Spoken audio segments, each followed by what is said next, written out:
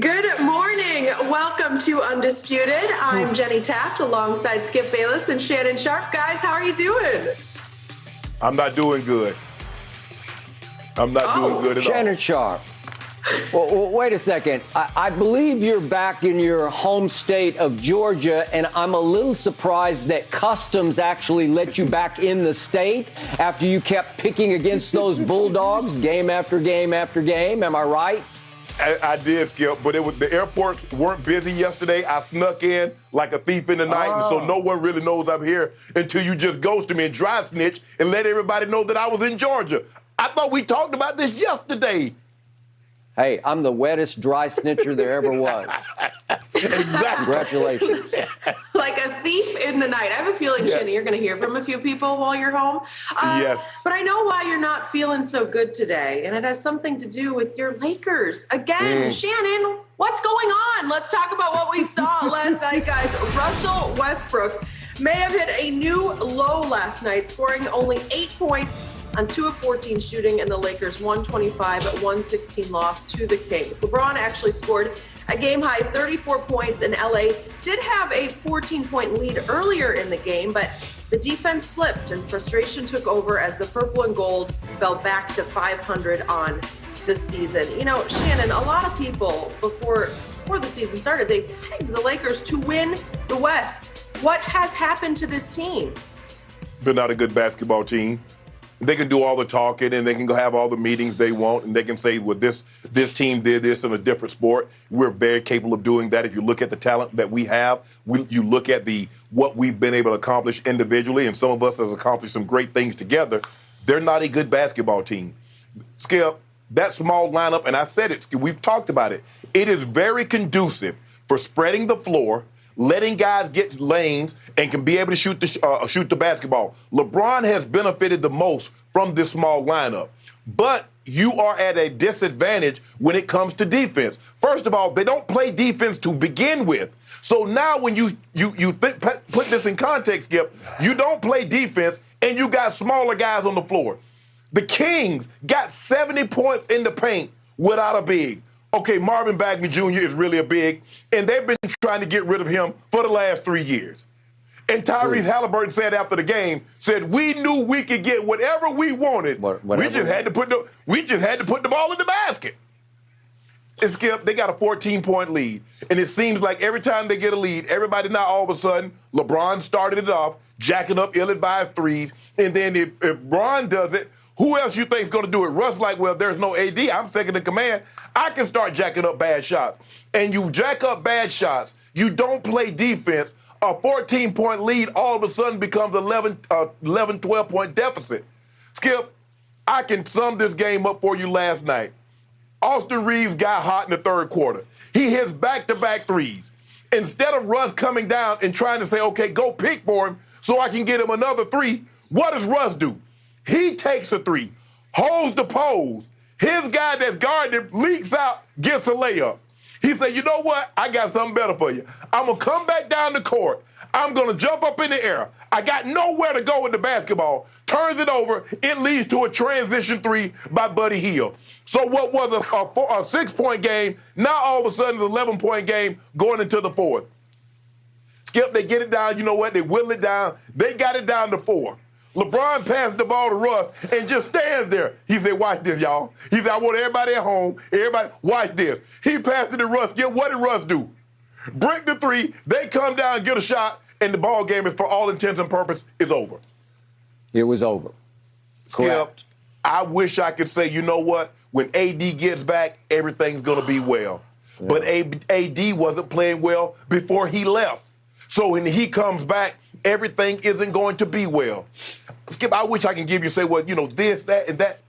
They're not good. I can't sum it up for you in any simpler terms. They're not a good basketball team. They don't play defense. They came out scorching hot. Malik Monk was hitting threes. LeBron hit a couple. Bron was getting downhill. They were playing well. But it seems to me when they start hitting threes, not everybody just wants to come up and jack up threes, and nobody plays defense. Skip, I'm looking at the shooting chart for the Sacramento Kings. Nobody shot under 50%. Skip, how you 7 of 14, 9 of 14, 7 of 12, 5 of 8, 5 of 10, 11 of 21, 4 of 8, 3 of 4. Skip. 55%. How you gonna be? Yeah, 55%. I mean, I've been in practices and we couldn't shoot 55%. They shooting this in an NBA game against other elite level talent. This is embarrassing. This is embarrassing. It doesn't get any lower than this. And I'm looking at Russ, Skip, his last 3 games. Now, this is 3 straight games in which he scored single-digit points. He's 8 of 40. Skip, 20%. Russ is shooting 20% from the field. 20.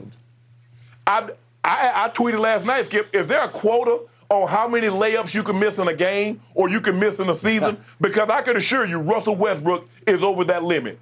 He's reached the number of misses in a game that an NBA player shouldn't miss in a season. And it's bad. It's embarrassing.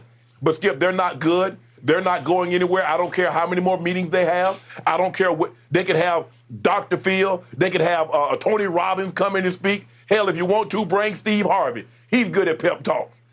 Ain't nothing happening. He is. Ain't nothing happening. This is who they are. This is what they are.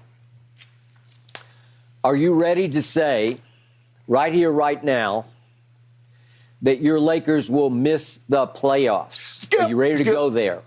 Skip, I told you that. I said, Skip, you talking about play-in. I said, I'm hoping they can just make the they can just make the play-in. Oh, as we speak right now, they're not making it.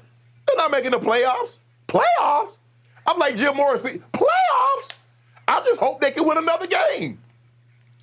Okay, I wanted to get you back on record because just to keep everybody with the biggest picture here, as Jenny read to start this topic off, the Lakers, which I had forgotten actually, were prohibitive favorites to win the West. Correct. Let's call it consensus, maybe not prohibitive, but consensus favorites by all the betting sites to win the Western Conference. They have plummeted to 21-21. We are more than halfway through this basketball season. Yes. And obviously, you did make one point that we have to get back on the record. They are now without Anthony Davis. I still consider him a top 10 player. But to your point, he has not played like a top 10 or 20 or 30 or maybe 40 player so far this year, and I don't know why. Correct. Low motor, low energy, low urgency, comes and goes, disappears. I don't know. And now he has disappeared for good because he's got a knee issue, and I think they're going to announce tomorrow just an update on when he might return. Okay, so before I launch on this, I would like to congratulate you first because at the end of the show yesterday, I proposed a bet to you because your Lakers were 4-point favorites at Sacramento. Yes. And I said, I'll take the 4 in Sacramento. And you said no. And then we tried to wrangle it and haggle it and back and forth. But you steadfastly dug in and said, no, because you have finally seen the light, which is the dark, actually, which is there is no light at the end of this tunnel.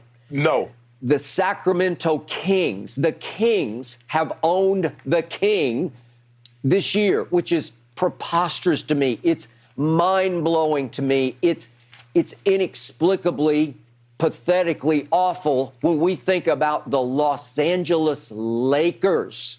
Now, once upon a time, they had battles with the Kings when they had Chris Webber and Stojakovic and all that. You know, remember the glory days of the Kings and Vlade. But these are not those Kings. No. These Kings had lost 5 straight. They had lost 6 of their last 7.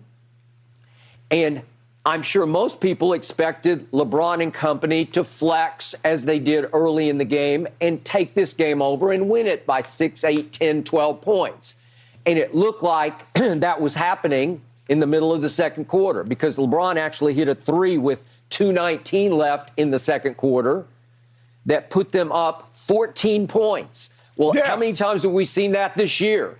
Big leads go poof. Okay, here we go again. I'm about to get to Russell Westbrook, but first, I can't let LeBron go blameless for last night. No, absolutely not. He's still, look, he's still obviously a top 5 player. You can make the case he's a top 3 player. You can also make the case he's been on an MVP kind of tear over his last, 15 games? Yes. 20 games? Yeah, since he's been back. Once again, he wound up with 34 more points last night. Pretty special, given that he just turned 37 in his 19th year. But what's not special is it took him 29 shots to get to 34 points. That won't work. No. And he's jacking up threes at by far the highest rate of his career, because if we look back to the last 2